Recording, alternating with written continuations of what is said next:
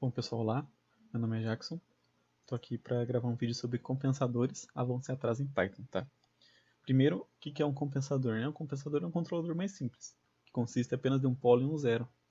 Ele tem essa estrutura aqui, ó, onde a gente tem esse valor de KC, alfa e T, aí o S aqui do Laplace mesmo. E aqui a gente tem uma descrição sobre essas constantes. O KC geralmente é calculado pela especificação do erro estacionário, e as constantes alfa e t são calculadas de acordo com o método escolhido. Tá? Por que o método escolhido? Porque nós temos dois métodos aqui. Temos o método compensadores avanço-atraso, resposta em frequência e lugar das raízes. Tá? O primeiro que eu vou estar mostrando para vocês aqui é o resposta em frequência. Então, para a resposta em frequência, a gente tem essas duas equações para o cálculo do t e o alfa, elas já estão implementadas em código, é só copiar, tá?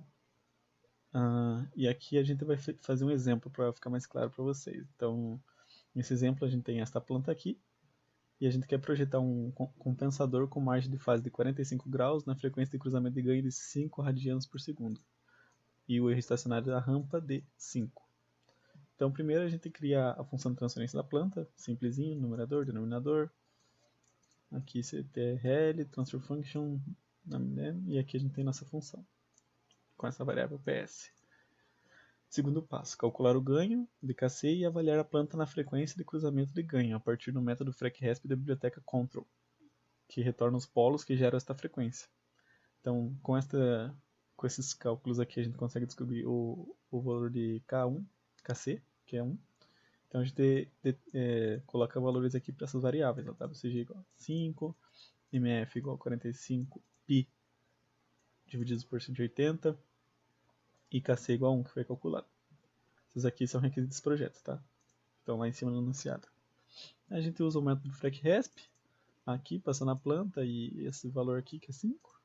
Eles vão retornar essas três características aqui, esses três valores, que é a magnitude, a fase e o ômega. A gente vai estar utilizando aqui a magnitude e a fase.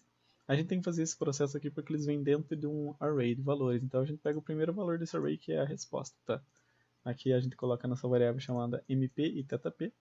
E aqui estão os dois valores já calculados. O terceiro passo é calcular o polo do compensador e os parâmetros t e alfa para montar o objeto da função de transferência do compensador. Então, mk vai ser igual a 1 dividido por mp, e o θk vai ser menos π mais mf menos θp. Tá?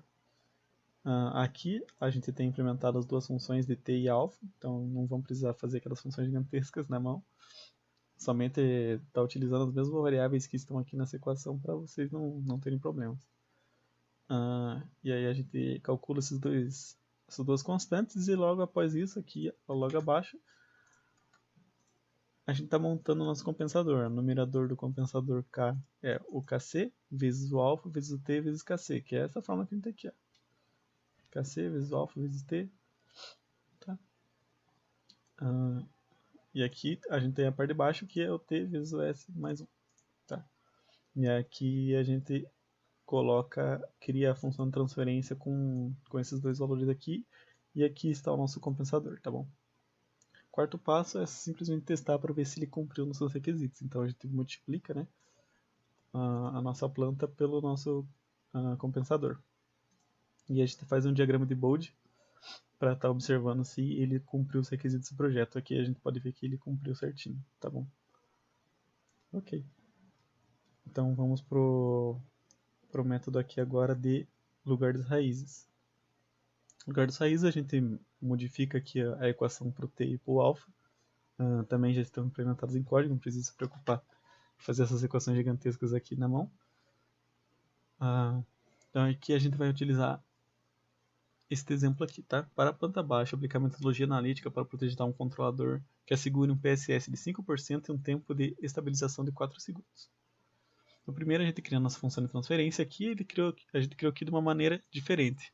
Vocês vão reparar que a gente não tem um não, aqui um den, né, um numerador e denominador, porque você pode colocar ele direto aqui na função já, tá? Então aqui primeiro o numerador, aqui é o denominador. Você pode colocar isso separando os dois por vírgula, colocando os valores entre aqui igualzinho seria antes, tá?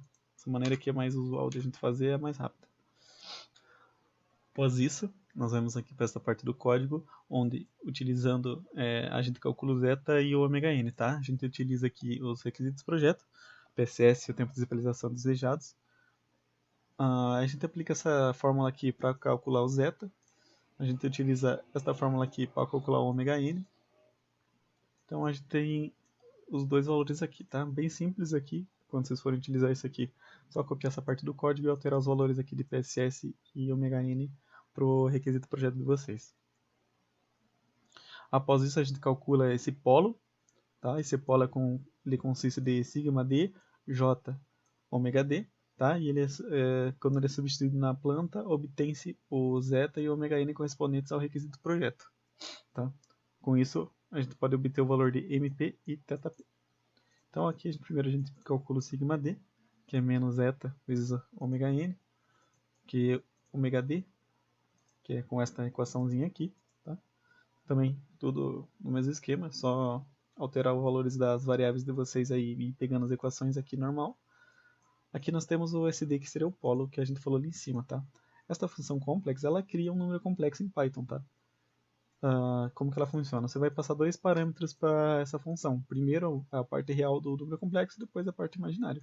Então, primeiro a parte real seria sigma d, depois a parte imaginária, que seria o ômega d. Tá? Depois a gente faz aqui um frac resp, passando esse polo, e igual o exemplo de cima, a gente vai retornar aqui magnitude, fase e o ômega. A gente pega aqui a magnitude, coloca na variável MP, pega a fase aqui, coloca na θp, e aqui a gente tem nossos três valores aqui calculadinhos. Então, MP, θp e esse polo, que estão aqui embaixo lá. Com isso, é calculado o valor do polo do controlador, mk e θk. Tá? Então, mk é o inverso do mp, θk é isso aqui, menos π menos θp. Então, a gente tem aqui os dois valores calculados. E como na especificação de erro estacionário, a gente assume que kc é igual a 1 inicialmente, tá? Então, inicialmente ele decidiu kc é igual a 1. Aqui temos as gigantescas fórmulas do t e o alfa, que basta vocês copiarem daqui. Utilizando essas duas equações gigantes, a gente descobre o valor de t e alfa, a gente coloca aqui no nosso compensador, igualzinho ao exemplo anterior, colocou aqui no numerador, colocou aqui no denominador, criou a função de transferência com o numerador e denominador criados aqui em cima. Nós temos o nosso compensador aqui, ó, tá? Com o compensador, a gente multiplica ele pela planta e faz um feedback para ver, tá? Aqui ele plotou o step e plotou os dados para a gente do nosso step, tá? A gente vê aqui que claramente eles não foram atendidos, os requisitos de projeto, tá bom? Isso é ruim, a gente necessita que os requisitos do projeto sejam atendidos, porque é esse o intuito de fazer um compensador. Então, a gente vai alterando o valor de kc até que os requisitos do projeto sejam atendidos, sabe? Aqui é mais na parte de conhecimento mesmo de como sua planta vai respondendo ao kc. Como esse código que ele vai rodar rapidamente, levezinho, por ser em Python navegador, então vocês podem ir testando valores de kc aqui, mas nunca é algo muito fora do que você coloca inicialmente, tá bom? Então aqui a gente vai simplesmente ter a mesma célula aqui de cima, só que alterando o valor de kc, tá? E aqui ele já fez direto, então ele já criou a função de transferência, já multiplicou, fez o feedback e o step. E aqui ele já retornou nossos dados do step.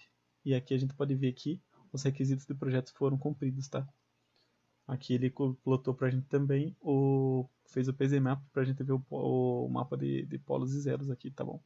Para ver que para verificar o posicionamento dos polos e zeros em malha fechada. Então é isso aqui, galera. Esse aqui é o nosso vídeo de controle e tipo compensadores, avanço e atraso. Muito obrigado.